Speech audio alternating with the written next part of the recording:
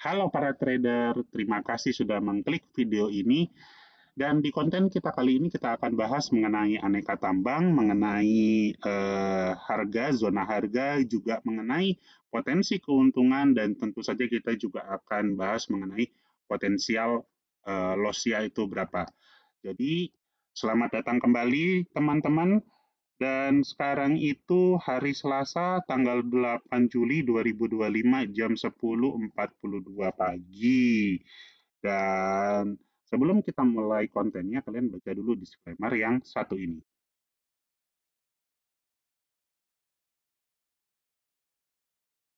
Oke, udah baca ya teman-teman? Jadi kita mulai aja.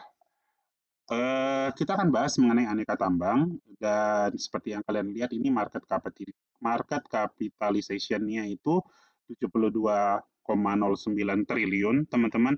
Dan basic IPS segala macam ini setiap orang itu punya referensinya masing-masing, jadi kalian bisa pelajari itu lebih lanjut sendiri gitu. Terus untuk revenue breakdown-nya ya, untuk source bisnisnya. Jadi aneka tambang itu, teman-teman, dia tidak cuma bicara mengenai emas ya. Jadi dia tuh ini ada pengolahan logam mulia itu 83%, dan dari 83% ini itu ada emas, bukan cuma emas ya, maksudnya ada perak juga, ada segala macam lah ya.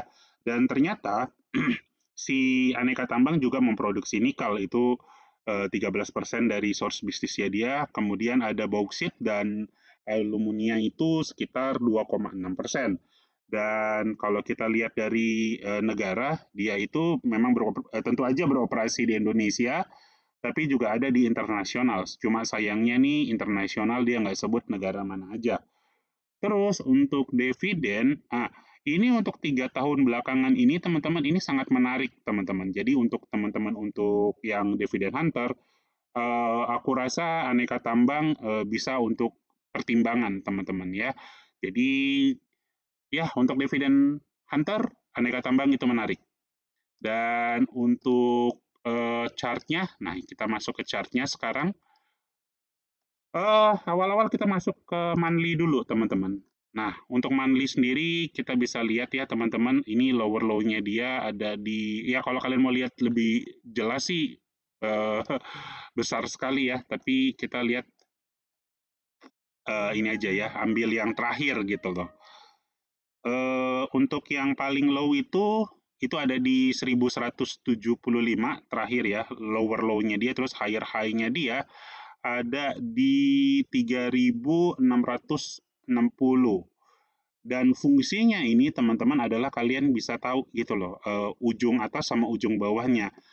Jadi ibaratnya tuh gini teman-teman, kalau teman-teman itu naik kapal laut, ya, aku nggak tahu apakah teman-teman di sini ada yang pernah naik kapal laut apa enggak, tapi kalau kalian naik kapal laut, baik itu ferry ataupun apa, ini kita kita bicara kapal yang di Indonesia ya, bukan bukan kapal pesiar ya. Kalau kapal pesiar kan lain lagi, tapi kalau misalnya kapal kapal laut atau kapal ferry, kalau misalnya kalian itu naik kapal laut, terus kalian itu ngelihat, utamanya kalau malam, itu kan kadang nggak kelihatan apa-apa, teman-teman. Jadi ya kalian harusnya takut sih. Jadi harusnya bukan takut saat harganya turun, tapi takutlah saat kalian nggak bisa lihat bawahnya atau kalian nggak bisa lihat atasnya.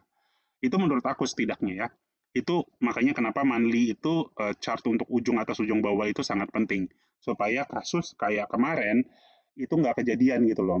Dia itu mungkin nggak diajarin ya untuk ngelihat ujung atas sama ujung bawahnya gitu loh. Jadi kejadian ya kasihan juga sih, minusnya lumayan parah gitu loh.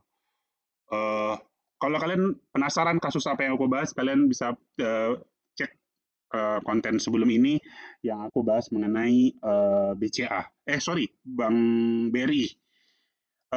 Untuk weekly sendiri, teman-teman, kita fungsinya untuk ngelihat turning point-nya. Dan di sini kita bisa lihat turning point awalnya itu ada di sini, tapi apa namanya, dia punya eh, harga tuh bereaksinya di atas sini, teman-teman. Jadi banyak pending order di sini. Dan kalau kita masuk ke daily, nah ini kelihatan nih udah nih banyak nih pending order yang dia untuk apa menjadi patokan kita gitu loh untuk masuk. Oke. Jadi yang aku maksud tadi ya, ini gambaran aja nih supaya kalian ngerti maksudnya yang aku maksud FOMO tuh dan nggak bisa lihat ujung atasnya itu gimana. Jadi gini teman-teman, ibaratnya begini. Ini kan kalau kita mau lihat dari terakhir itu dia punya higher high itu sebelum yang sekarang itu ada di sini nih teman-teman. Higher high-nya dia ya sebelum sebelum dia break. Nah, jadi supaya kalian bisa tahu gambarannya. Jadi ya yang terjadi adalah teman-teman pada saat harganya break ya, ini kan langsung loncatan harga nih, turun, naik lagi. Nah, pada saat dia sudah mulai masuk ke kritikal, harga kritikal di sini nih, biasanya sudah mulai ada nih orang-orang yang FOMO dan ikut masuk, harganya naik ke atas nih. Mungkin dia masuk di, taruhlah kita bicara yang agak pinteran dikit lah ya, dia masuk di 3.100 gitu loh, masuk di 3.100, naik harga, boom, naik harga, boom. Pada saat harga di atas sini, udah ngerasa paling pintar dia, pasti udah ngerasa paling pintar. Terus udah mulai pamer tuh, udah mulai pamer, harganya turun nih, turun ke 3.170. Ini tuh dia mulai itu masih turun, pasti naik lagi, harga naik lagi kan, naik lagi, hidungnya makin gede tuh, sampai kelihatan dari Monas tuh. Begitu turun, turun, turun, dia masih di sini, dia masih tenang, nanti naik lagi. Begitu turun, turun, udah mulai keringat dingin tuh, turun lagi, mungkin dia udah cut loss di bawah sini, udah mulai udah mulai putus asa, udah mulai bilang, saham itu udah ada bandarnya, udah ada ini, udah ada yang atur. Yang jadi masalah adalah bukan karena udah ada yang atur, ya memang udah ada yang atur, tapi eh, apa ya? Kalian itu harus tahu posisinya kalian ada di mana gitu. Jadi itu pentingnya kalian ngelihat garis besarnya atau monthly. Jadi setelah kalian tahu posisinya kalian ada di mana, eh, tinggal kalian tentuin kalian itu seperti apa orangnya. Apakah kalian agresif, apa kalian moderat seperti aku, atau kalian itu defensif. Nah, buat tahu ini itu sebenarnya agak susah, agak tricky. Tapi kalau kalian mau tahu dan kalian mau aku bahas, kalian itu tipikal orang yang agresif, atau kalian orang yang defensif, atau kalian orang yang moderat, kalian boleh komen di bawah. Jadi next video atau konten berikutnya, aku akan bahas mengenai bagaimana caranya mengenali kalian itu agresif, defensif, atau moderat. Komen di bawah. Oke, kita lanjut. Nah ini kita ilangin dulu nih yang garis ini, bikin bingung soalnya. Hilangkan. Oke. Nah, setelah kalian tahu kalian orangnya seperti apa, saatnya kita bahas harganya nih. Sebelum nanti untuk detailnya di segmen berikutnya, yaitu di segmen XL ya, teman-teman. Jadi, kalau kalian sudah tahu diri kalian, nah sekarang tinggal masuk nih di zona 1, zona 2, zona 3. Zona 1 ini adalah zona orang-orang yang agresif. By the way, sebenarnya di sini ini teman-teman ya, di wilayah ini juga sebenarnya ada banyak pending order teman-teman. Cuma, sorry, ini agak kecil dikit ya. Nah, cuma pending order-nya itu kecil zonanya dan terlalu dekat sama ininya, area sell. Jadi aku nggak mau terlalu ambil resiko di sini karena ya kondisi ekonomi global dan kondisi ekonomi regional itu lagi nggak baik-baik aja. Oke, jadi kita lanjut lagi. Kalau kalian itu orang yang agresif, kalian itu bisa masuk di 2290 sama 2150. Potensi keuntungan dan potensi kerugian ya kita bahas di segmen XL ya. Jadi kita akan area sell pertama kita, area target pertama kita itu ada di sini sebenarnya di 3150 dan 3020 area target sell kita. Area target sell kedua ada di atas sini. Tapi aku sih lebih cenderung akan jual di sini karena ya cash is the king gitu loh. Begitu kalian udah dapat keuntungan yang kalian mau, ya sudah, udah masuk area sell ya kita jual aja gitu. Itu pendapat aku, tapi ya orang bisa punya pendapat yang lain. Oke, balik lagi. Kita akan cut loss itu ada di bawah sini, ada di 1270 by the way. Di sini kalau udah crash ke bawah sini dia kita mesti cari mesti cari lagi dia punya apa namanya pending order di bawah.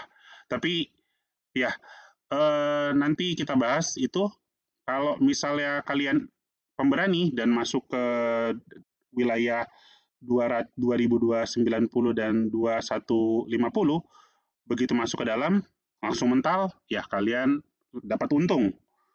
Oke. Tapi kalau kalian orang yang moderat, tentu aja kalian pengen harganya masuk ke sini dong di 1965 sama di 1805. Jadi begitu harganya misalnya nih, harganya masuk ke bawah terus turun ke bawah mental, nah kalian baru dapat untung. Tapi kalau misalnya dia turun ke bawah mental ya kalian nggak dapat apa-apa. Begitu juga yang defensif gitu loh.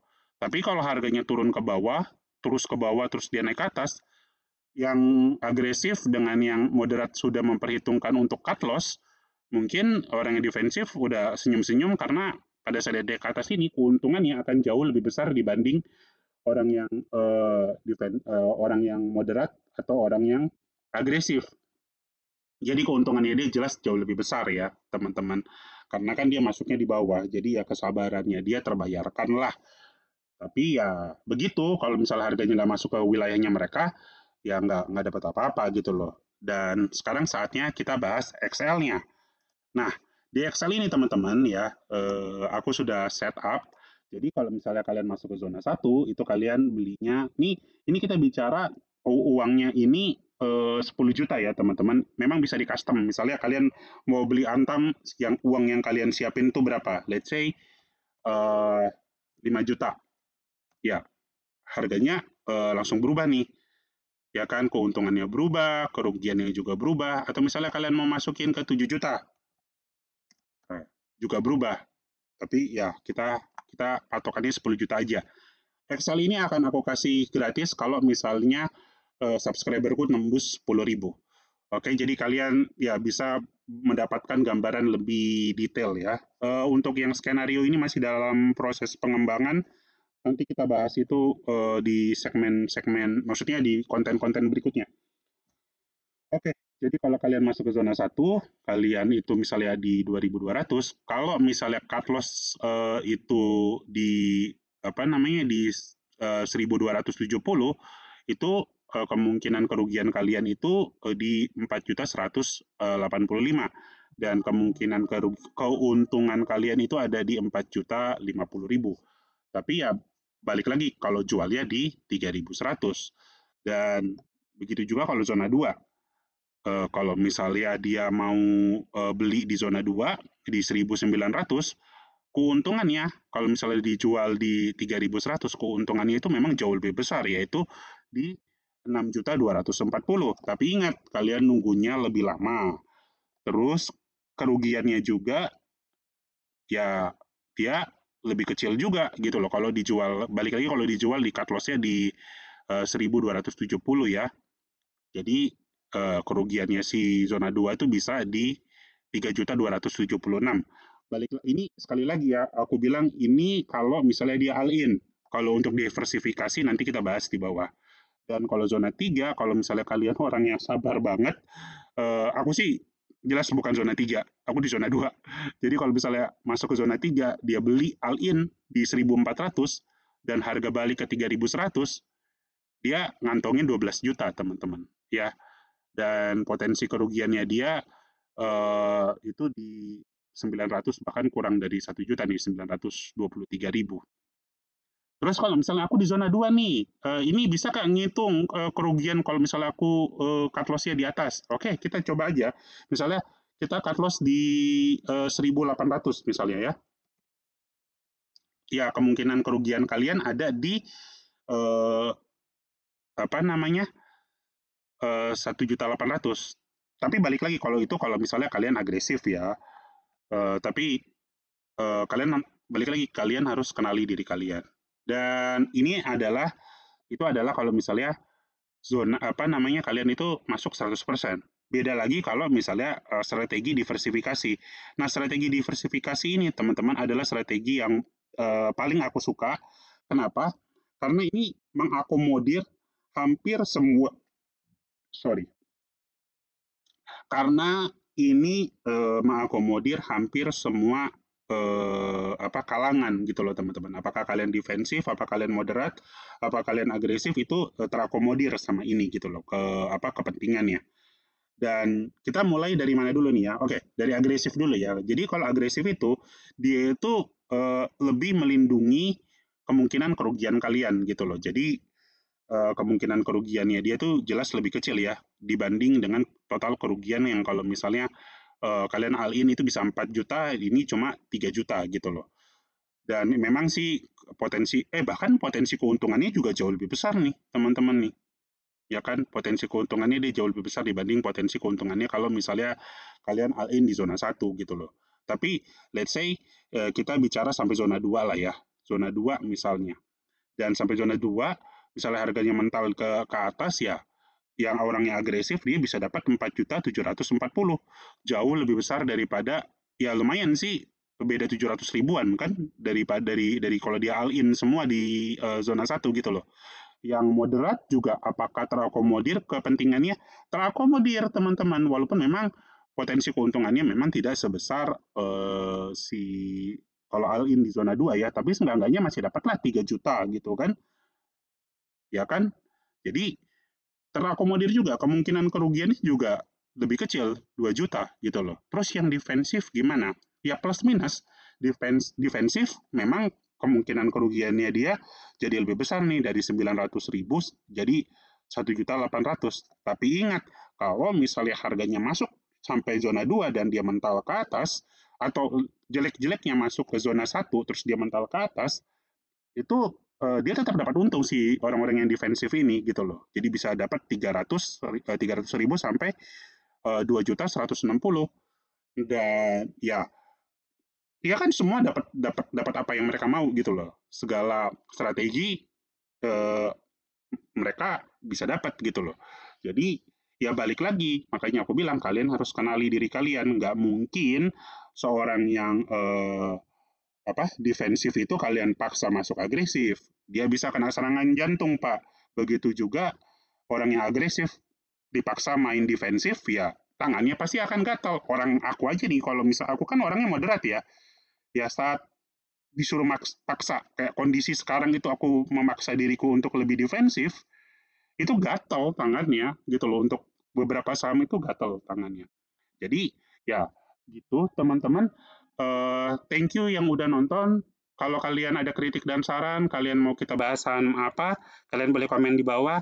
Dan ya, sekali lagi thank you yang udah nonton. Sampai ketemu di video-video dan konten kita berikutnya. Jangan lupa subscribe dan share. Oke, sampai ketemu. Bye-bye.